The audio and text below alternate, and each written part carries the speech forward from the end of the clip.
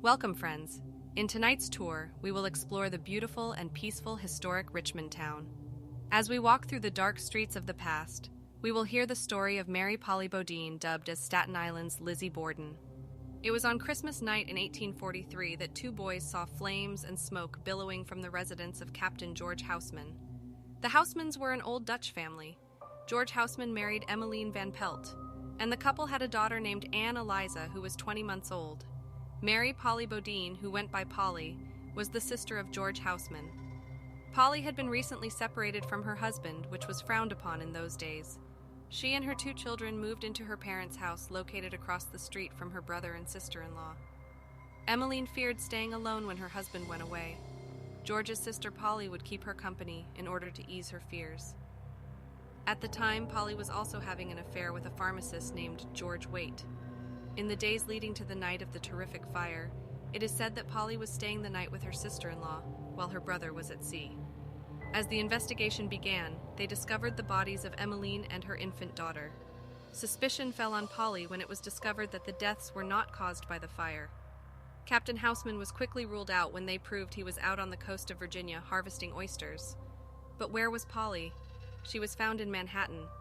George Waite and Polly were suspects after several missing items from the Houseman's residency were found at a Manhattan pawn shop. Witnesses said they saw Polly boarding the ferry boat on the morning of December 26th, looking dazed and confused. She was also seen selling the stolen items missing from the residence at the pawn shop.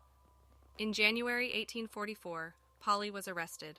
She gave birth to a stillborn baby 3 days later. George Waite was determined to have been the father. The first trial began in June. Reporters from all over the city were in attendance. It had sex, greed, and gore. The public had already made up their minds. Polly was guilty.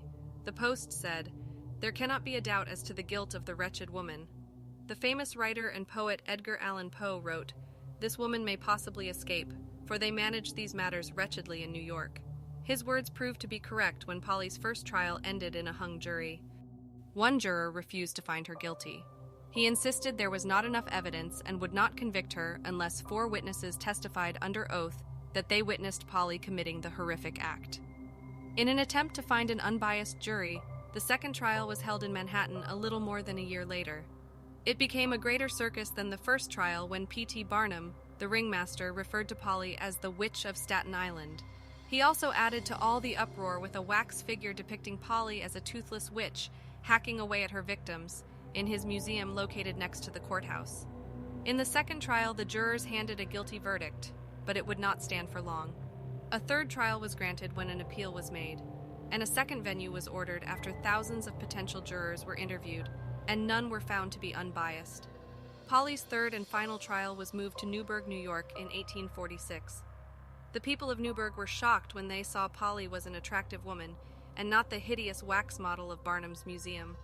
Her lawyers argued in court and successfully disproved the accounts of the witnesses. After 2 long years in prison, Polly was acquitted.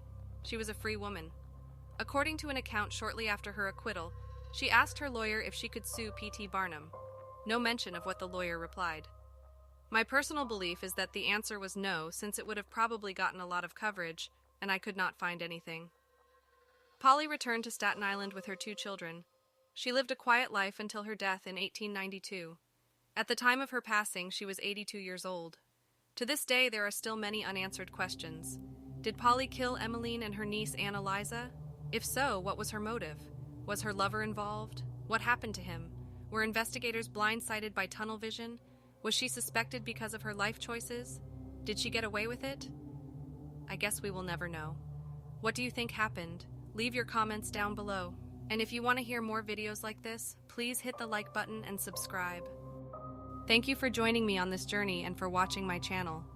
Your support means the world to me, and I am honored to have you as a part of my community. I wanted to take a moment to express my heartfelt gratitude for your support. Your views, likes, comments, and shares mean the world to me and motivate me to keep creating content that resonates with you. I am truly humbled by your dedication and interest in my videos, and I am grateful for the opportunity to share with you. Whether you come for the entertainment, education, or inspiration, I hope that my videos have made a positive impact on your life in some way. Thank you for being a part of this journey with me, and I can't wait to see where it takes us next.